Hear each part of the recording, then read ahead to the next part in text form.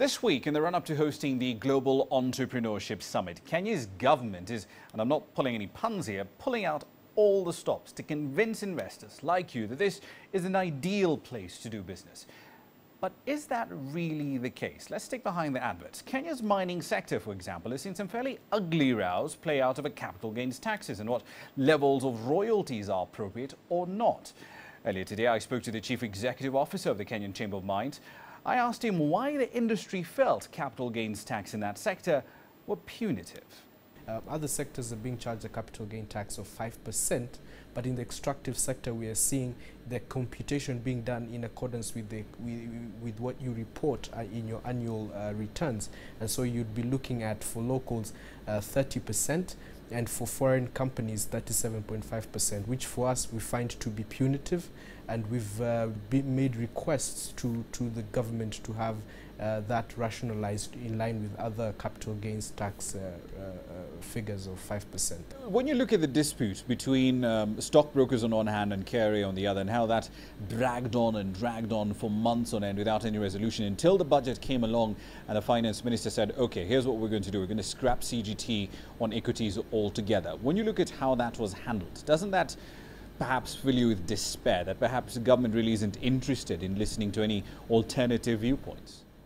Well, first, Rama, this whole thing started from the point at which capital gains tax was introduced. And the manner in which it was introduced was not with proper consultation with the industry stakeholders, regardless of whether it was the stockbrokers or the mining companies or whichever company for that matter. So it was very important that we had consultations between government and industry before such proposals were made. And the introduction of the capital gains tax was made on the floor of the House minutes before the closing bell of the requirement of the Finance Bill 2014 at the time. So it's very important that as we go forward, that more consultations are done prior to introduction of new legislation, and a policy framework actually put in place where you can be able to find a mechanism of reaching a dialogue before introduction of policy regimes that might have a significant impact and adverse impact at that on the industry at large. Right. Let's talk about another tax dispute that, of course, has grabbed headlines in the last quarter. The dispute between the Mining Cabinet Secretary on one hand and Base Resources on the other. Is the Chamber of Mines involved in any way in trying to resolve the dispute between these two parties?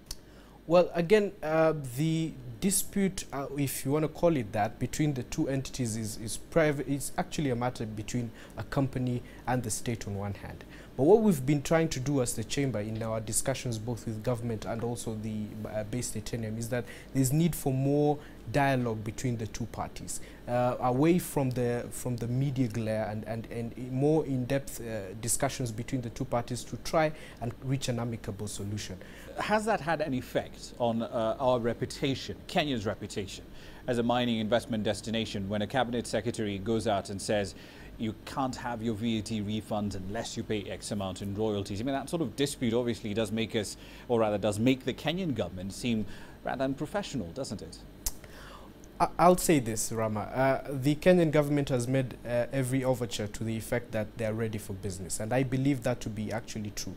But I think there's got to be better communication and a better channeling of information on different parameters and how they affect the business community.